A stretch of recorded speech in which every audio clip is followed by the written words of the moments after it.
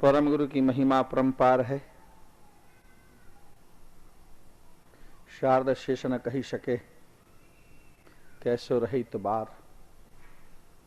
वार पार जाको नहीं। जिसका कोई वार पार नहीं है, जिस महिमा का वर्णन शेष सहस्त्रमुख से और शारदा स्वयं भी नहीं कर सकती, ऐसे गुरु शरण के महिमा की चर्चा यहां नारायणदास जी महाराज श्री कर रहे हैं। परम गुरु कैसे है? तो पहली बात तो यह है, पतिपद परम गुरु एक मेक समझे जे संत ए मोटो विवेक। पतिपद निज सर्जनहार और परम गुरु, उनमें कोई भेद समझने की जरूरत नहीं है। खुद विश्वनियंता सर्जनहार ने आज्ञा की है कि मेरे परम विशेष अंश को जिस प्रकार से तुम जो भी पूजा करोगे वो मुझे प्राप्त होगी। और हम परम गुरु की पूजा करते हैं, कहीं से भी करते हैं,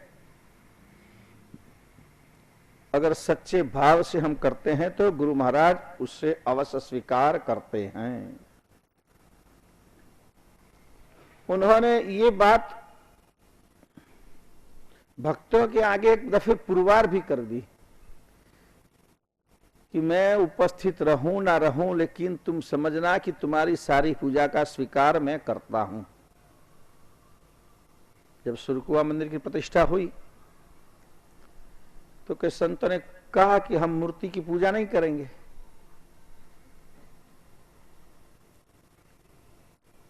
क्योंकि मूर्ति पूजा तो सगुण पूजा हो गई। हम तो सक्रियता सिद्धांत में मानने वाले लोग हैं। नारायणदास जी महाराज ने परम गुरु की प्रतिमा की स्थापना की और कहा कि परम गुरु ही हमारे लिए सक्रियता सृजनहार तक पहुंचने का माध्यम है, इसलिए उनकी पूजा, उनकी उपासना, उनकी अर्चना हमें करनी चाहिए। लेकिन कई लोगों ने विरोध किया। परम गुरु के समय में ही, उनकी उपस्थिति में ही नारायणदास जी महाराज जी ने परम गुरु की पूजा की प्रणाली शुरू की। इसलिए कि नारायणदास जी महाराज तो परम गुरु को जानते थे, परम गुरु नारायणदास जी महाराज को जानते थे। लेकिन नारायणदास जी महाराज ने उस समय ये प्रणाली इसलिए शुरू की कि लोगों को पता चले, लोग भी उसे स्वीकारें कि ये भी एक परम गुरु का आदेश है।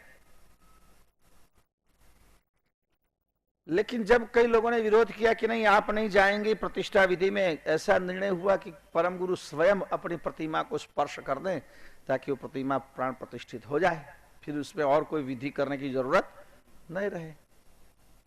लेकिन उन्होंने कहा कि नहीं, आप नहीं जाएंगे। और कहते हैं भक्त के अधीन भगवान। गुरु जी ने कहा ठीक है, तुम शिष्य चाहते हो वैसा, मैं न जाऊं तो नहीं जाऊंगा। इससे और कुछ अच्छा होने वाला था।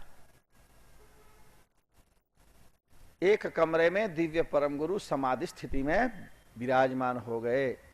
उधर नारायणदास जी महाराज ने प्राण प्रतिष्ठा विधि का प्रारंभ किया और प्राण प्रतिष्ठा विधि के अनुसार मूर्ति पर जो अभिषेक किया, प्रतिमा पर पंचगव्य का अभिषेक किया, पंचामृत का अभिषेक किया, सब तरह के दूध का अभिषेक हुआ, पूजा की सब सामग्री उस पर समर्पित की गई। प्रतिष्ठा का समय था कि भी 12 बजे दोपहर को प्रतिष्ठा संपन्न हो जाएगी। वहां प्रतिपा पर ये सब विधि हुई, संपन्न हुआ। इधर लोगों ने सोचा, संतों ने कि महाराज जब समाधि में बैठे हैं तो अब वहां से जगे तो भोजन का समय दोपहर का हो गया। कई माइल दूर बैठे थे दिव्य परम गुरु, लेकिन जब सब संतों ने देखा कि सारा अभिषेक, ये सारे पूजा के द्रव्य सब परम गुरु के शरीर पर गिरे हुए थे, सबने पूछा ये क्या? जो मेरी पूजा करता है उसको स्वीकार करना मेरा कर्तव्य बनता है, मेरा धर्म है। हजारों माइल दूर रहकर अगर कोई मुझे कुछ समर्पित करता है उसको मैं जहां हूं वहां से स्वीकार करता हूं। इसीलिए हम परम गुरु की जो पूजा करते हैं वो सचमुच विश्वनियंता सृजनहार को भी प्राप्त होती है। दूसरी ओर देखें तो परम गुरु करुणा सागर परम विशेष अंश है, सकरता के परम विशेष अंश, और विश्व में जितनी पूजा होती है वो प्रायः सभी विशेष अंशों की पूजा होती है।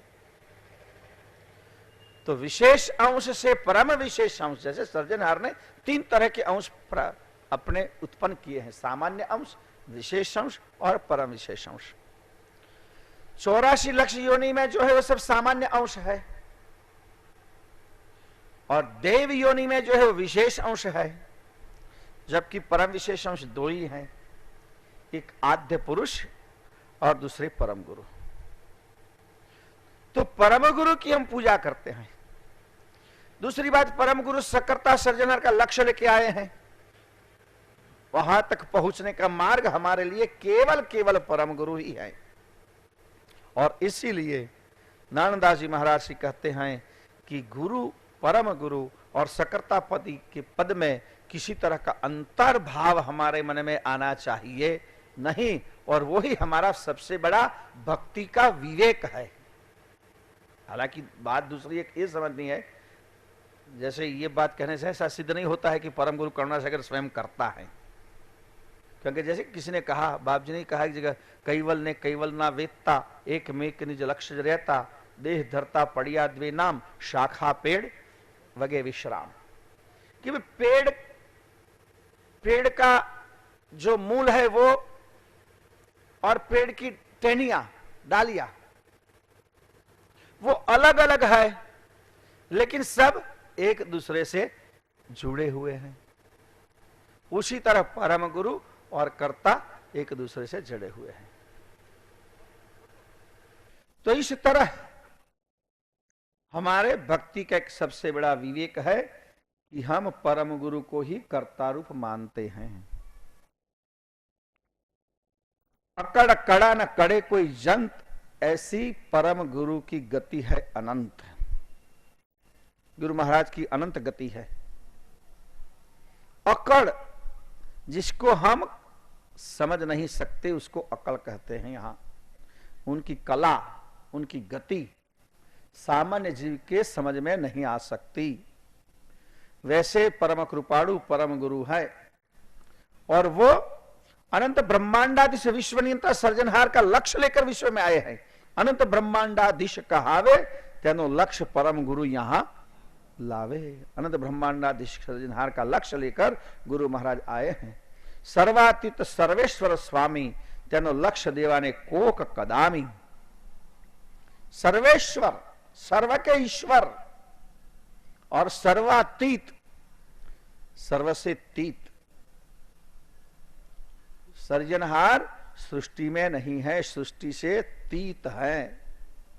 वो सृष्टि में आते ही नहीं, वो ब्रह्म से भी पर है, इसीलिए हम उनको पर ब्रह्म कहते हैं। ब्रह्म भी नहीं, ब्रह्म से भी पर। वैसे सृजनहार है, और उनका लक्ष्य विश्व में प्रसारित करने का अगर किसी ने कोई कदम उठाया है तो ये केवल परम गुरु ने।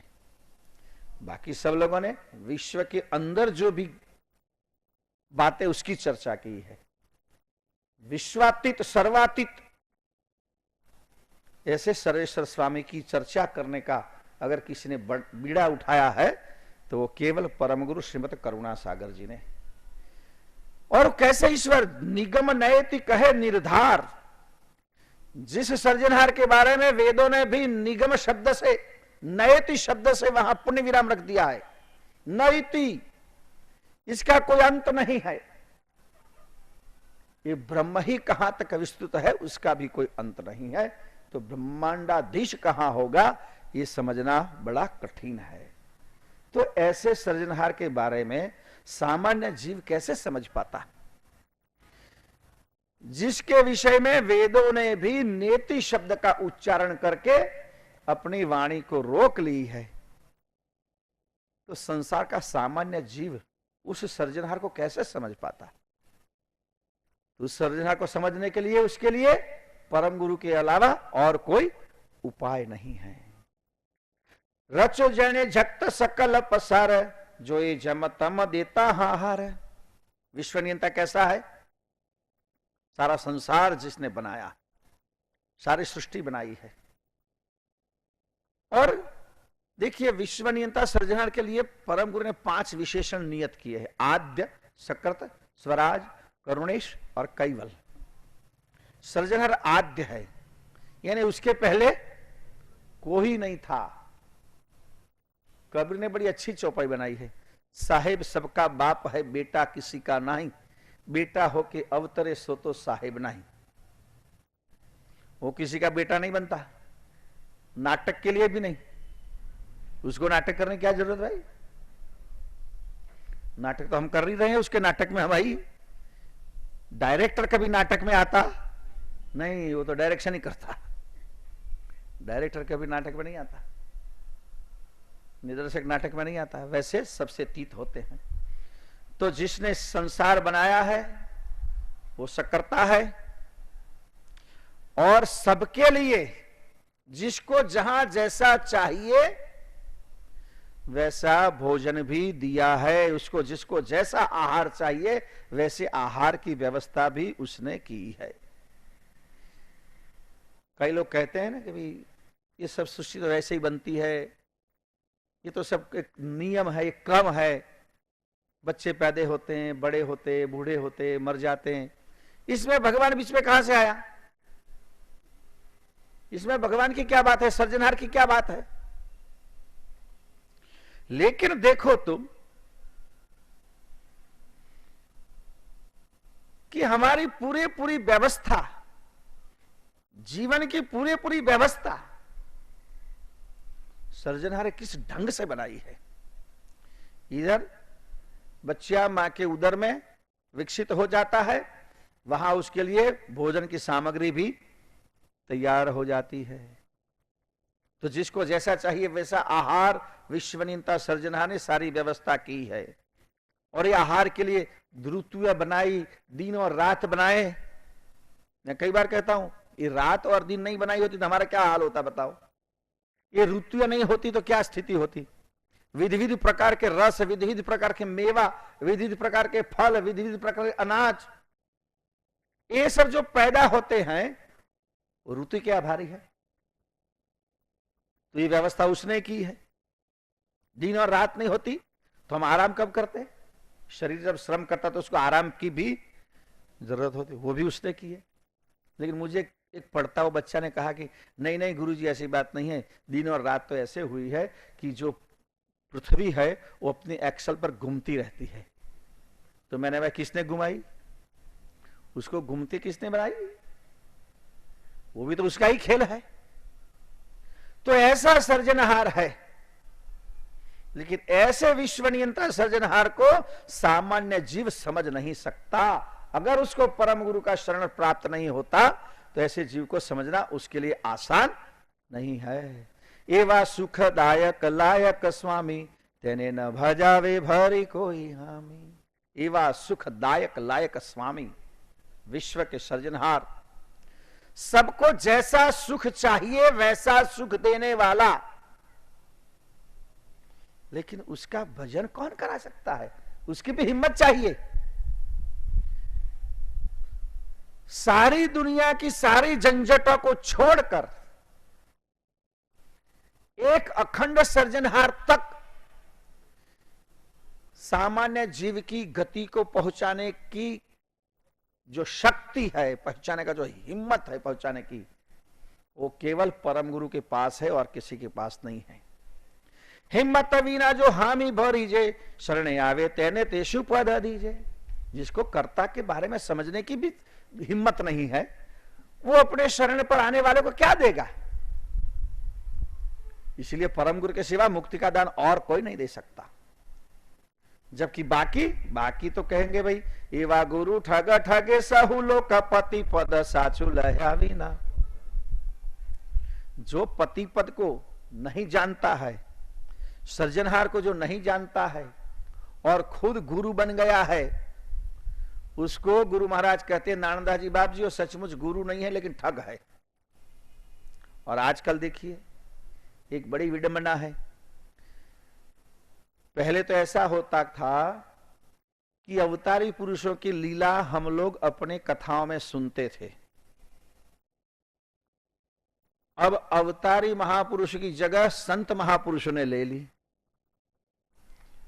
अब संत महापुरुष स्वयं भगवान बनने की तैयारी पर आ गए हैं। कई तो बन बैठे हैं, अपनी ही तस्वीर देंगे, अपना ही फोटो देंगे, जहां देखो वहां अपना ही फोटो, जहां देखो वहां अच्छी जगह पर भी जहां देखो वहां उनकी फोटो। इतनी प्रतिष्ठा की गिलसा लगी है। करुणा सागर महाराज ने एक जगह लिखी कि भाई ऐसा है कि तुम संत हो, महापुरुष हो, उतना ही रहो, किसी के भगवान बनने की कोशिश मत करो, सबसे बड़ा गुनाह है। हम अपने को दूसरे के पास पूजाने के लिए, पूजा करवाने के लिए अगर हम प्रयत्न करते हैं तो ये सृजनहार की एक होड़ यानी स्पर्धा हुई। कोई व्यक्ति अपनी पूजा कराने के लिए, अपनी प्रस्थिति कराने के लिए, अपनी प्रार्थना कराने के लिए कोई भी तरह का पुरुषार्थ करता है तो ये बहुत बड़ा पाप है। भगवान सृजनहार की ही स्पर्धा हो गई, क्योंकि सृजनहार ने ही सबको बनाया है और सारा विश्व का एक ही सृजनहार है। और दिव्य परम गुरु की बात को बराबर समझ लेना चाहिए कि खुद करता अवतार धरत नहीं मरत लोक के चोले, जिनु चितवन से हवित सकल कुल ते क्यों भव भर डोले। सृजनहार को अवतार धारण कर कर, शरीर धारण करके विश्व में आने की आवश्यकता नहीं है। जितने शरीर धारण करके आते हो, महापुरुष हो सकते, संत पुरुष हो सकते, धर्म गुरु हो सकते हैं, अवतारी पुरुष हो सकते, देव पुरुष हो सकते, सृजनहार को ऐसी नाटक करने की जरूरत नहीं होती। तो संसार में कई लोग अपने आप को भगवान बना देते हैं, अपने शिष्यों को ऐसी शिक्षा देते, तुम हमारी ही पूजा करो, हमारी ही प्रार्थना करो, हम तुम्हारे सब संकट मिटाएंगे। और प्रचार प्रसार भी ऐसा होता है, जहां देखो वहां एक ही बात, वहां गुरुजी ने इसको ये आशीर्वाद दिया, इसको ये आशीर्वाद दिया, इसको ये चमत्कार किया, उसको ये चमत्कार किया, और एक तरह का प्रोपेगेंडा खड़ा कर दिया जाता है। गुरु महाराज कहते हैं, नानंदा जी महाराज कहते हैं, इनको मैंने ठग कहा है, क्योंकि वो खुद स्वयं विश्व नियंता सृजनहार को नहीं जानते हैं, इसीलिए वो खुद अपने आप को भगवान बना बैठे हैं। पति पद परम गुरु एक जाने, भवेला पदार्थ सहु वखाणे। ये चौपाई को कई लोग गलत बोलते हैं। भवेला पदार्थ सहु कोई वखाणे, उसको कई लोग ऐसे बोलते हैं, भावेला पदार्थ सहु कोई वखाणे। अंदर हो गया। वो तो सही बात है, जो अच्छा भाया होगा उसका तो वखाण करना होता है कि भाई आज दाल बहुत अच्छी थी, लड्डू अच्छे थे, मिठाई अच्छी थी, जो अच्छे लगे होंगे उसका वखाण करना। लेकिन यहां ऐसा है कि पति पद विश्व नियंता के सृजनहार को केवल परम गुरु जानते हैं। बाकी लोग जो कहते हैं भवेला, भवेला का मतलब जो हो गए संसार में, इस संसार में जो अवतार हो गए, जो महापुरुष हो गए, उनको हमने भगवान बना दिया और उनकी लीला सुन सुनकर हम अपने आप में ऐसा समझने लगे कि ये लीला सुनकर हमारा उद्धार हो जाएगा। लेकिन जो सचमुच विश्व नियंता है उसके बारे में कोई कुछ नहीं कहता। भवेलो ने जे कोई कहे भगवंता, एवं गुरु बादल संत अनंता। ऐसे हो गए जो अब देहधारी जो हो गए, उसको भगवान बताने वाले तो अनेक अनेक संत होते हैं, लेकिन सच्चे सृजनहार के सीख वो नहीं देते। परम गुरु निज पति ना वेत्ता, भूलाया जीव कियाते। परम गुरु निज पति के वेत्ता है, जानकार है। और इसीलिए जो जीव भ्रमणा में पड़े हैं, भ्रमित हो गए हैं, और वैसे नाशवंत को भगवान शाश्वत मानकर बैठ गए हैं, उन सबको दिव्य परम गुरु ने सचेत किया है कि भैया ये तुम्हारे सृजनहार नहीं है। उन्होंने कहा, और भजन से काज सरत नहीं, निजपति बिना कबे ही। एक अखंड विश्वनियंता सृजनहार का ही तुम स्मरण करो, उसके स्मरण से ही तुम्हारा जन्म मरण मृत्यु और मृत्यु भय नष्ट होगा, जन्म मरण नष्ट होगा, मोक्ष प्राप्त होगा। तो ये लक्ष्य दिव्य परम गुरु ने प्रसारित किया। पति पद दर्शावे दिव्य नयन, अपने दिव्य नयन से पति पद के दर्शन कराते हैं और दिखाड़े सर्व अंशोनु एन, एन यानी घर। हमारा मूल घर कौन सा है, हम कहां से आए हैं, उसकी पहचान परम गुरु हमको करवाते हैं। स्वर्ग हमारा घर नहीं है, न गौलोक है, न तारालोक है, न वैकुंठ है, न सूर्य है, न चंद्र है। हम परम पद से आए हैं जो 14 तबक से बाहर है, वो हमारा एन यानी घर है। और गुरु महाराज की अगर जब कृपा होगी तो करे अंश पोताने गैर निवास, एवं गुरु ज्ञान गतिनो प्रकाश। एक गुरु महाराज की ज्ञान गति का कैसा प्रकाश है कि जिस प्रकाश से अंश स्वयं अपने घर तक पहुंचेगा। हम अपने घर तक क्यों नहीं पहुंच रहे हैं? क्योंकि प्रकाश की व्यवस्था नहीं है, ज्ञान रूपी प्रकाश नहीं है, अंधेरा है, इसलिए हम उधर उधर भटक रहे हैं। गुरु महाराज हमें ज्ञान का प्रकाश देते हैं, जिस प्रकाश के माध्यम से हम अपने सृजनहार के द्वार तक पहुंच सकते हैं। एवा गति यारा गुरु ने जे पूजे, तेना घट माही गति बहु। गुरु की पूजा तो सबको करते हैं, लेकिन यहां कहा है कि ऐसे गति वाले गुरु की पूजा करो कि जिनकी पूजा से हमारे घट में गति आती है, ज्ञान आता है। तो वैसे परम गुरु वैसे हैं, गति यारा गुरु ने जे पूजे। ऐसे गुरु की जो पूजा करेगा उसके घट में, उसके मन और तन में अगाध गति प्राप्त होगी, ज्ञान प्राप्त होगा। अनुभवानंद आनंद नो कंद, संशय गर्भ संकट टाड़े फंद। गर्भ संकट का फंद उनकी कृपा से ही नष्ट होगा। इस जीव पर सबसे बड़ा संकट कौन सा है? गर्भ संकट। सबसे बड़ा कोई संकट है तो गर्भ संकट, क्योंकि बार बार जब ये शरीर पूरा होगा 84 लाख प्रकार की योनि में बार बार इसको गर्भ में धारण, गर्भ में जाना होगा, गर्भ में पैदा हुआ शरीर में उसको जाना होगा। वो सबसे बड़ा संकट है। उस संकट, उस फंद में से अगर मुक्त कब होंगे तो अनुभवानंद आनंद नो कंद। दिव्य परम गुरु करुणा सागर महाराज श्री का ज्ञान का आनंद, कंद यानी मूल, हमारा मूल जो है, जहां से हम आए हैं, उस मूल का आनंद, उस मूल का ज्ञान प्राप्त होगा, वो ज्ञान का आनंद प्राप्त होगा तो निश्चित गर्भ संकट हमारा दूर हो जाएगा। गुरु होमाहु छाया कृपा पसारे, करता शरणे सुख दे दुख निवार। हुमायूं की बात पहले भी आ गई। गुरु की कृपा हुमायूं छाया जैसी है। जिस पर हुमायूं पंछी की छाया पड़ेगी उसको क्षितिज का राज मिलता है, पृथ्वी का शासन मिलता है। वैसे यहां जिस पर गुरु महाराज की कृपा प्रसारित हो गई उसको परम पद का राज मिल जाता है, वहां उसका निवास हो जाता है।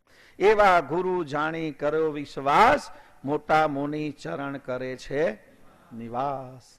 ऐसे गुरु महाराज कि जिसके चरण कमल में अनेक बड़े से बड़े ऋषि मुनि भी निवास करते हैं। नारायणदास जी महाराज कहते हैं, मैंने ऐसे गुरु जी महाराज के शरण में विश्वास किया है, मैंने ऐसे गुरु पर विश्वास किया है कि जिसके चरण में बड़े से बड़े ऋषि मुनि भी नतमस्तक होकर बैठते हैं। अजभव श्रीपति सुर समेत, लहे सुख सनकादिक थैवेत। अजभव श्रीपति और देवता सहित सभी लोग, सनकादिक आदि परम गुरु की कृपा से, उनके ज्ञान से वो वेत्ता बनते हैं, जानकार बनते हैं और सुख प्राप्त करते हैं। ज्ञान ही तो सुख का कारण है। जब उनको कर्ता का ज्ञान प्राप्त होता है तब उनको सुख प्राप्त होता है कि हमने अपने सृजनहार की गति को प्राप्त किया। शंकर दत्त कपिल ही व्यास, महिमा करे नारद गुरु। गुरु महाराज की महिमा कौन कौन गाता है? तो कि शंकर, दत्त, कपिल और व्यास, ये सारे ऋषि मुनि। शंकर का मतलब हो गया शंकराचार्य, दत्त कपिल, व्यास, नारद आदि जो संत हो गए, महापुरुष हो गए, वो भी गुरु ज्ञान का महिमा करते हैं। गुरु प्रकाश यानी गुरु ज्ञान की महिमा गाते हैं। शारद शेष वखाने वेद, गुरु वचनारथनो अति। तो शारदा और शेष भी कहते हैं और वेद भी कहते हैं। शारदा, शेष और 4 वेद, ये सब कहते हैं कि गुरु महाराज के वचन से ही हमें परम पद का भेद मिल सकता है। भेद का मतलब हुआ जानकारी, परम पद का भेद, क्योंकि वो तो और सबके लिए अभेद है, कोई जान नहीं सकता, किसी को पता नहीं है कि वहां का भेद क्या है। ये कौन बताता? तो केवल गुरु महाराज। माने जग ईश 10 अवतार, रहे निज गुरु तणे आधार। 10 ईश यानी 10 अवतार के बारे में आप सोचो तो 10 अवतार ने भी गुरु का शरण ग्रहण किया है। रामचंद्र वशिष्ठ को करता पण गुरु कीन, 14 लोक भागे गड़े गुरु आगे आधीन। जितने अवतारी महापुरुष हैं उनके बारे में देखिए, राम हो चाहे कृष्ण हो, सभी ने गुरु के आश्रम में जाके शिक्षा प्राप्त की है, सभी ने गुरु का शरण प्राप्त किया है। इतना गुरु शरण का महिमा है। पाम्या ईशता गुरु कृपा जो पाई, बिनु कृपा जग जीव सराई। गुरु महाराज की कृपा प्राप्त होने से ही उनको ईशता प्राप्त हुई है। अगर गुरु महाराज का शरण प्राप्त नहीं हुआ होता तो आज वो जैसे थे वैसे सामान्य जीव की तरह होते, उनको ईशत्व प्राप्त नहीं होता। गुरु सामर्थ्य सबे सुखदाता, सभी तरह का सुख देने का सामर्थ्य गुरु जी के पास है। आवे शरणे करे तेने गति माता। जो गुरु जी के शरण में आता है उसमें गति गुरुदेव देते हैं, गतिमान करते हैं, उसको गतिमान करते हैं, ज्ञानवान करते हैं। ऐसा गुरु का शरण है। पीवे रस पूर्ण अंश छकेतु, रहे हजूरी अंश थई बड़वेतु। पीवे रस पूर्ण अंश छकेतु। जो अंश गुरु महाराज के शरण में रहता है वो गुरु महाराज के ज्ञान का रस प्राप्त करता है और फिर छकेतु यानी निर्भय हो जाता है, फिर उसे किसी तरह का भय नहीं होता। रहे हजूरी अंश थई बड़वेतु। जो गुरु महाराज के शरण का हजूरी होकर रहता है वो बड़ा वेत्ता बन जाता है। क्योंकि 2 बातें हैं, कई लोग गुरु के सानिध्य में वहां तक पहुंच जाते हैं, उनके हजूर में हो जाते हैं, और कई लोग गुरु के शरण में जाते हैं लेकिन दूर दूर रहते हैं, नजदीक नहीं जा पाते। हम देखते हैं हमारे प्रवचन शिविर जब होते तब अक्सर हम देखते हैं कई लोग ऐसे होते हैं जो एकदम पहली पंक्ति में आके बैठ जाते हैं, आगे ही आगे बैठते हैं। मैं देखता हूं अंतिम दिन तक वो आगे रहते हैं। और कई लोग ऐसे होते हैं कि हम पीछे ही ठीक हैं। उनको पूछे तुम पीछे क्यों बैठे? वही ठीक है। उनकी दृष्टि वही ठीक है, क्योंकि आगे जब बैठोगे तो तुमको अटेंशन, सावधान रहना पड़ेगा। और जिसको इसमें इतना रस आता है, इतना आनंद आता है, वो प्रतिक्षण सावधान रहता है। और हमारी भी नजर तो कितनी होगी, वहां तक पहुंचेगी, पीछे क्या हो रहा है भगवान जाने। उनको भी चिंता नहीं, हमको भी चिंता नहीं। तो यहां कहते हैं गुरुजी कि जो सानिध्य में आ जाता है, हजूरी में एकदम सानिध्य में आ जाता है, वो बड़ा वेत्ता हो जाता है, उसको ज्यादा ज्ञान प्राप्त होता है। सीधी बात है।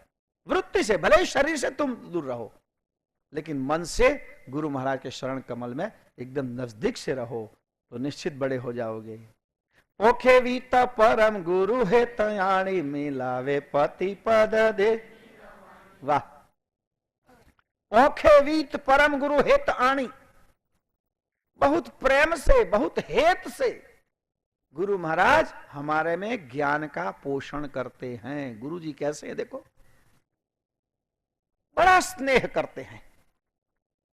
परम गुरु का बड़ा स्नेह होता है और स्नेह से हमें पोषण करते हैं। ओखे वित परम गुरु हित आणी, मिलावे पति पद दे निर्वाणी। और पति पद से हमारा संयोग कराते हैं,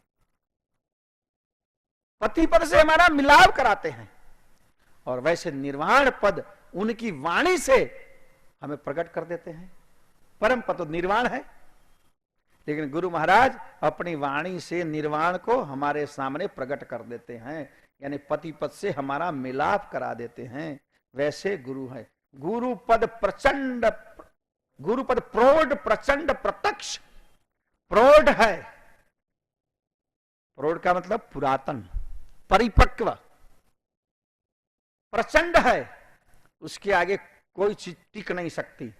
और प्रत्यक्ष है। तीन शब्द बड़े अच्छे लिए गए हैं। एक तो गुरुपद प्रौढ़ है, बिल्कुल मैच्योर जिसको हम कहेंगे, ऐसा प्रौढ़ है। प्रचंड है, गुरुपद के सामने संसार का कोई पद टिक नहीं सकता, इतना प्रचंड है।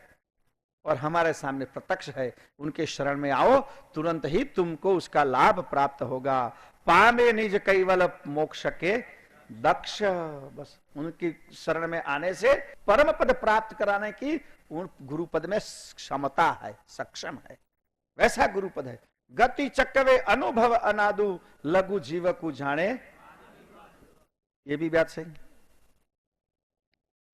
गति चक्रवे अनुभव अनादु, अपने अनुभव से अनादि पद की उनकी गति चक्रवर्ती है, श्रेष्ठ है, सबसे श्रेष्ठ। चक्रवर्ती का मतलब सर्वोपरि, परम पद की सर्वोपरि गति परम गुरु में है। लेकिन सामान्य जीव नहीं समझ सकता, उसको तो ऐसा लगता है कि वाद विवाद हो रहा है। कई जगह ऐसी बात है, आप सच्ची बात कहो तो कई लोगों को ऐसा होता है कि जो इस बेकाम वाद विवाद हो रहा है, लेकिन जिसकी गति उसमें प्रवेश करेगी यही ये बात को समझ पाएगा। इसलिए नानंदास जी महाराज ने स्पष्ट किया कि गुरु महाराज की गति चक्रवर्ती है, सर्वश्रेष्ठ है, अनादि है, अनादि पद को प्रकट करने वाली है। लेकिन सामान्य जीव को एक तरह का वाद विवाद लग गया। गुरु पद मोटू अमोघ अमूल्य, आवे नहीं कोई गुरु समतुल्य। वाह, अमोघ है, अमूल्य है और सबसे बड़ा है।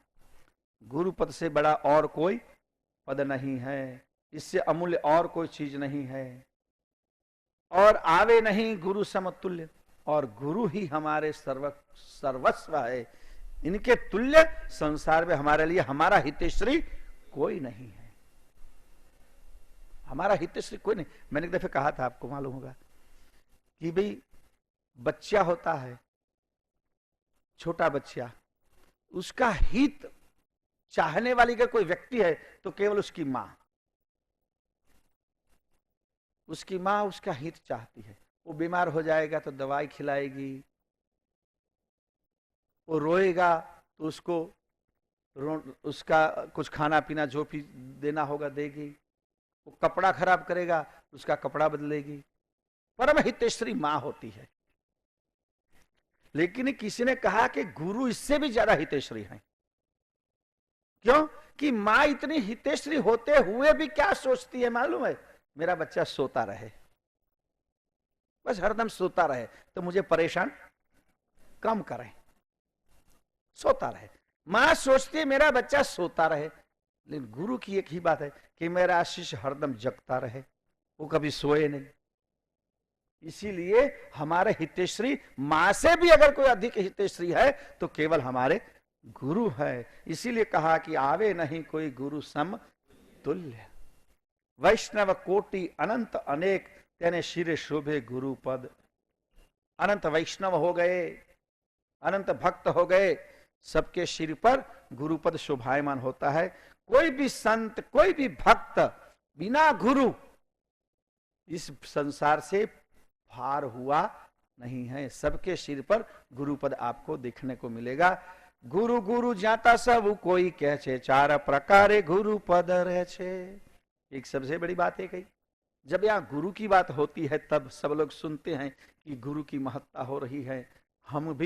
हमने भी किसी को गुरु किया है, हमारे भी कोई गुरु है, हम बिना गुरु के नहीं है। लेकिन एक स्पष्टता करते हैं नानंदास जी महाराज जी कि संसार में गुरु के 4 प्रकार होते हैं। आप कोई भी चीज उठाओ, सब में प्रकार तो होते हैं ना, नुन्ना अधिक सब में होता है। ये अच्छा है, ये इससे भी अच्छा है, ये इससे भी अच्छा है। ऐसा हर एक में अलग अलग प्रकार होते हैं। वे गुरु गुरु शब्द तो सबको कहते हैं, लेकिन गुरु की प्रकार का मतलब मर्यादा, हद। 4 तरह की हद होती है गुरुओं की। गुरु गुरु जाता सऊ कहे छे, 4 प्रकारे गुरुपद रहे छे। 4 तरह का गुरुपद होता है। कौन सा 4 प्रकार बताया देखिए। प्रोक्ष गुरुपद प्रोक्ष बतावे, पदार्थ में जीव को विलमावे। एक गुरुपद ऐसे प्रोक्ष गुरुपद, जो प्रोक्ष गुरु हैं, संसार में सबको पदार्थ की ही लालच देते हैं। तुम्हें ये कार्य करो तुम्हें स्वर्ग मिलेगा, तुम ये यज्ञ करो तुम्हें ये सिद्धि मिलेगी, तुम ये व्रत करो तुम्हें ये प्राप्त होगा। उस तरह का जो उपदेश है, पदार्थ की प्राप्ति के लिए कोई उपदेश देता है, उसे प्रोक्ष गुरु कहा जाता है। तो अक्सर हमको ऐसे गुरु ज्यादा भाते हैं। कुछ चाहिए, गुरु बताओ। मैं देखता हूं आजकल जहां भी जाओ तो लोग एक ही बात करते, गुरु जी बस आशीर्वाद दीजिए। अब आशीर्वाद क्या बला होती भगवान जाने, लेकिन आशीर्वाद देना पड़ता है तभी भी। उसके भाई क्या, ठीक है चलो तुम्हारा कल्याण हो जाए। तो कहते हैं नहीं, आशीर्वाद ऐसा दीजिए कि काम में मन नहीं लगता है। आप आशीर्वाद दीजिए कि काम में, अरे हम तो ऐसा आशीर्वाद देते कि तुम्हारा मन यहां लगे ना, और यहां नहीं लगेगा तो ऊपर लगेगा। तो कहते हैं ऊपर नहीं लगना चाहिए, हमारा मन यहीं लग जाना चाहिए। ऐसे हटे नहीं, ऐसे आशीर्वाद दो। अरे एक आदमी की तो बात बताऊं मैं, बहुत साल हो गई, उसकी एक फैक्ट्री के उद्घाटन के लिए हम गए थे, और फिर 1 साल के बाद उसका भेंटा हुआ। मैंने कहा यार तूने तो फैक्ट्री लगा ली, फिर तो भूल गया कि यहाँ आता ही नहीं है। उसने कह रहे महाराज क्या बताऊं, आपका आशीर्वाद। फैक्ट्री इतनी बढ़िया चलती है, इतनी बढ़िया चलती है कि अब खाने का भी टाइम नहीं मिलता है। तो मैंने कहा तो आशीर्वाद है या श्राप है? अगर खाने का भी टाइम नहीं मिलता है तो उसमें आशीर्वाद कहां हुआ? अब जो तुझे खाने का टाइम नहीं मिलता तो भगवान का नाम लेने का टाइम तक प्रश्न ही नहीं उठता है। लेकिन हमको ऐसे ही आशीर्वाद चाहिए कि खाने का भी टाइम नहीं मिलना चाहिए। भगवान की बात तो जाने दो। तो कहते कि पुरुष गुरु ऐसे हैं जो पदार्थ में जीव को विलमा देते हैं, पदार्थ में जीव को भरोसा दिलाए, बस यहीं तुम्हें सुख है, बस ये तुम्हें मिल जाएगा, ये तुमको प्राप्त होगा, और बस परिवार के साथ मजा करो। एक गुरु ये है। दूसरे गुरु के बाद गुरु पद देव बतावे, प्रत्यक्ष दर्शावी देह मो आपे ते ही दक्ष। दूसरे गुरु है जो शरीर में सभी देवताओं का दर्शन कराते हैं। तुम्हारा शरीर है, शरीर में सभी देवता है। यद पिंडे तद ब्रह्मांडे, यद ब्रह्मांडे तद पिंडे, और उसको ही जागृत करो। तुम्हारी कुंडलिनी जागृत करो। इधर ब्रह्मा विराजमान है, इधर विष्णु विराजमान है, इधर वो विराजमान है, उसको जागृत करो और उसमें तुम्हें अपार सुख मिलेगा, तुम्हारे सारे दुख नष्ट हो जाएंगे। ऐसा जो उपदेश देते हैं उसको गुरु महाराज कहते हैं निज गुरु, ताय गुरु, जो शरीर में ही तुम्हें सब दर्शन करा के उनकी ही उपासना करते हैं। उसमें तुम अमरत्व प्राप्त करो, तुम कभी मरोगे ही नहीं। ऐसा उपदेश देकर जीव को वहां स्थिर कर देते हैं। उसको गुरुदेव कहते हैं, वो निज गुरु है। ताय गुरु पद देव बतावे, प्रत्यक्ष देह दर्शावी देह में आपे ते ही दक्ष। फिर आते हैं सदगुरु। सदगुरु सत बतावे जे अंश निर्णय करे जुवे कर्ता को वंश। सदगुरु इसके आगे हैं कि भाई शरीर में सभी देव हैं, शरीर में सभी स्मृति है, शरीर में सभी शक्ति है, लेकिन आखिर तब भी शरीर नाशवंत है। एक दिन तुमको शरीर छोड़ना पड़ेगा, इसमें कोई संदेह नहीं है। कहा ना, जैसे धन्वंतरी 24 अवतार में एक अवतार माने गए हैं। समुद्र मंथन में अमृत का कुंभ लेके आए थे। 18 बार वनस्पति में सबके गुण दोष जानते थे, कौन वनस्पति में क्या गुण है क्या दोष है, और रोगी को देखते ही पता लग जाता था कि इसमें ये रोग है। कहते धनवंतरी सरखा वैद्य न दीठा, जेना हाथ में अमर बुट्टी, नजरे पड़ा इन्हें मरवा न देता। अगर दर्दी उनके पास पहुंच गया फिर वो नहीं मर सकता। उसका दर्द वो भगा देंगे। इतनी सिद्धि उनकी पास थी, लेकिन वो खुद मर गए, वो अमर रहे नहीं। तो शरीर की स्थिति है। इसलिए इससे आगे कुछ सोचो कि शरीर में क्या है, अजर अमर तत्व कौन सा है, तो कहे चैतन्य। तो सदगुरु किसको कहते हैं कि जो हमें चैतन्य के प्रति जागरूक करें कि भैया शरीर कितना हो ठीक है, शरीर अच्छा होना चाहिए, शरीर स्वस्थ होना चाहिए, क्योंकि इसके द्वारा हम सारे कार्य करते हैं। लेकिन कुछ भी करोगे तो भी शरीर को वृद्धत्व तो आएगा आएगा ही आएगा, ये बूढ़ा होगा ही होगा। लोग ऐसे ऐसे लगते हैं, अरे रात दिन गश्ते रहो तो भी वो जाएगा ही जाएगा, इसकी वो चिंता मत करो। मैं बस जहां बैठे ऐसे अरे क्या सब लेके मंडे हो सर, इसे तो माला लेके बैठो थोड़ा था, भगवान भगवान नाम का। तो ये शरीर है हमारा साधन है, स्वस्थ होना चाहिए, जरूर स्वस्थ होना चाहिए, क्योंकि शरीर माध्यम खलु धर्म साधनम, धर्म की साधना करने का एक माध्यम है, इसलिए उसको स्वस्थ रखो। लेकिन हम कैसा करते हैं देखिए, आदत कैसी है, पूरे दिन भर यहां कचरा डालो और 5-10 मिनट फिर उसको साफ करो। अरे कचरा ही मत डालो तो साफ करने की जरूरत कहां पड़ेगी। जब तुम खाने पीने में संयम रखोगे तो फिर इस शरीर को और कोई बीमारी होने का प्रश्न उठता ही नहीं। भगवान ने इतना अच्छा बनाया है कि इसको योग्य तरीके से अगर तुम उपयोग करते हो तो कोई परेशानी नहीं है। ऐसा नहीं है कि गाड़ी की तरह किसी का कार्बोरेटर खराब आ गया या किसी का पंप खराब आ गया या किसी की नॉलेज, ये तो सारा का सारा जो टेढ़ आया हुआ है, इसमें नो रिप्लेसमेंट। लेकिन उसको अच्छी तरह से रखना तुम्हारे हाथ की बात है। तो शरीर स्वस्थ रखना चाहिए। मैं तो सब लोगों को दो ही बात करता हूं, शरीर स्वच्छ रखो और शरीर स्वस्थ रखो। शरीर स्वच्छ होना चाहिए और शरीर स्वस्थ होना चाहिए। लेकिन शरीर ही हमारी साधना नहीं है, शरीर ही हमारा साध्य नहीं है। शरीर हमारा केवल उपयोगी साधन है जिसके द्वारा हम और कार्य सिद्ध करते हैं। तो कहते कि शरीर के ऊपर भी एक चैतन्य है, और वो चैतन्य के बारे में जो उपदेश देता है उसको हम सदगुरु कहते हैं। सदगुरु सत बतावे जे अंश, निर्णय करी जुए कर्ता को। निर्णय करते भैया शरीर नाशवंत है, उसका मोह भी मत करो, उसकी चिंता भी मत करो, उसको जरूर स्वस्थ रखो, उसको जरूर स्वच्छ रखो। लेकिन उस शरीर के द्वारा तुम अपने कल्याण की भी बात सोचो। इस शरीर के द्वारा हम परम पद की प्राप्ति कर सकते हैं, उस क्रिया में अपने आप को जोड़ो। तो तीसरे प्रकार के गुरु हैं, वो सदगुरु है। और इससे भी आगे आते हैं परम गुरु। याद रखो, प्रोक्ष गुरु जो कि हमको पदार्थ में विलमाता, इधर जाओ उधर जाओ, ये व्रत करो वो व्रत करो, ऐसा उपदेश देते हैं, वो प्रोक्ष गुरु है।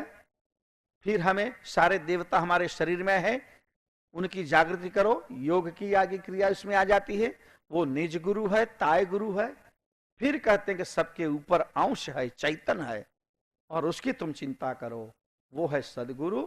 और फिर आते हैं ए ते ही अंश आपना पूत बजाने, जब सतगुरु परमाणे जनो अंश त्याही मेड़ा पकरावे, अंशी पद मा एकता करावे, अंशी पद कैवल एक समेवा, आए तेनो लक्ष्य परम गुरु।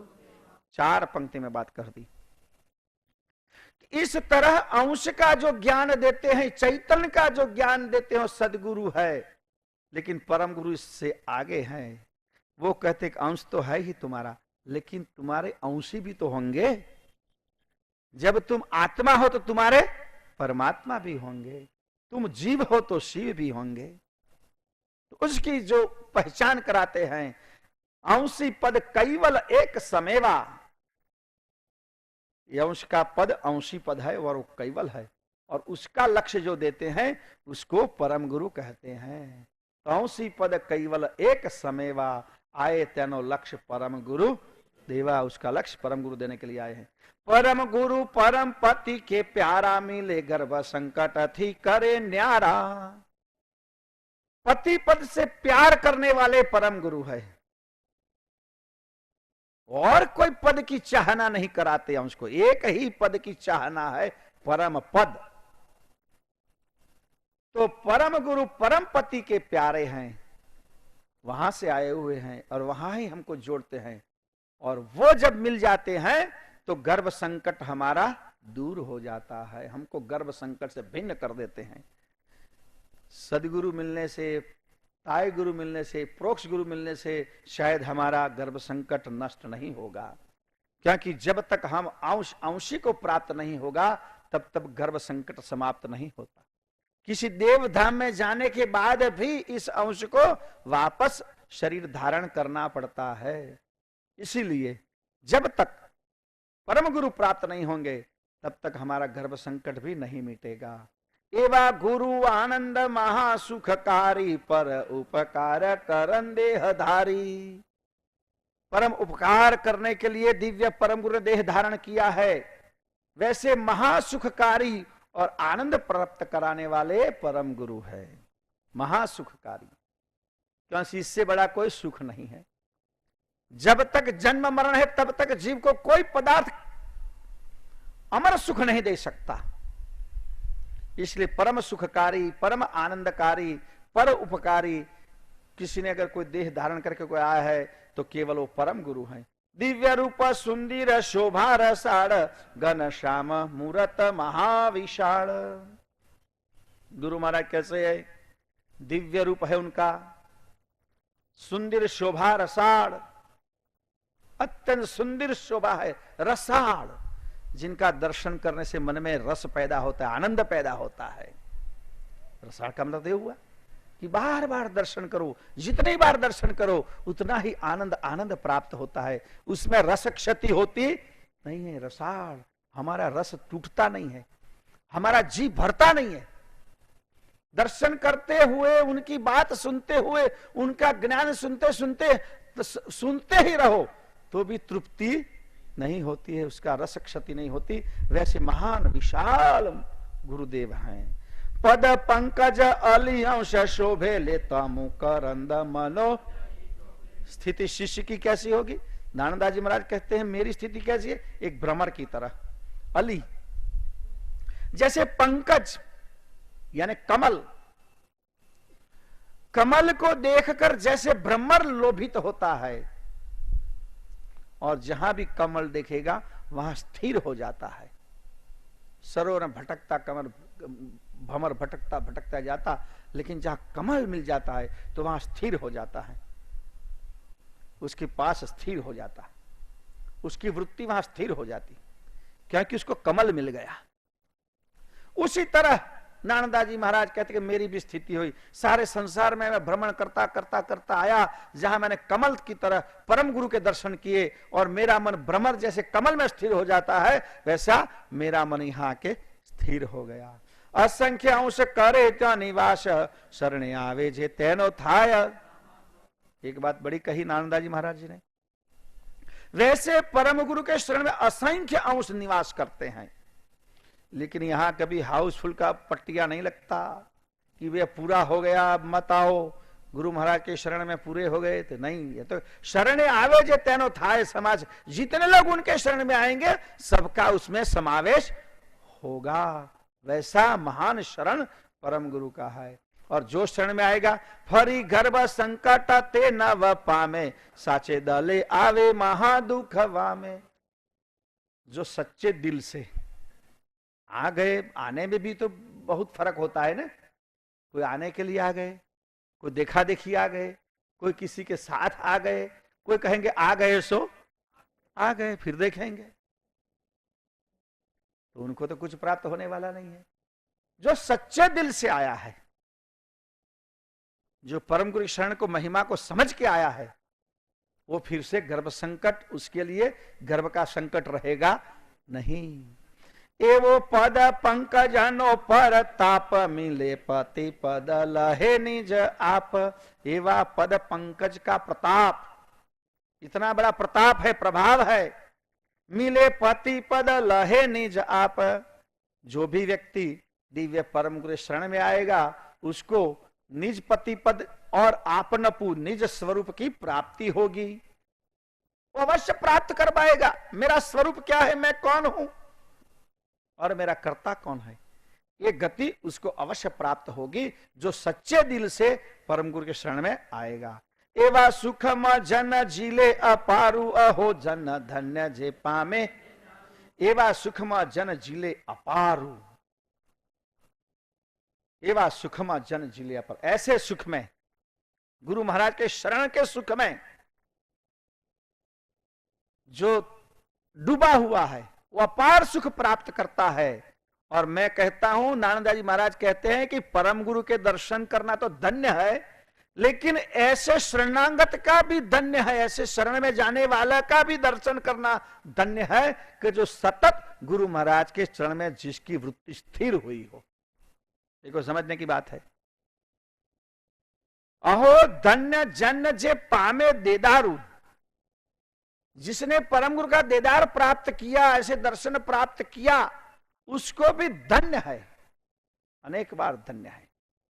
एवा जन भाग्यवान भवे तु भय भव माजे ही भक्ति के, ऐसे भाग्यवान कौन हुए हैं? कोई कोई ऐसे भाग्यवान होते हैं, कहते हैं एवा जन भाग्यवान भवे तु।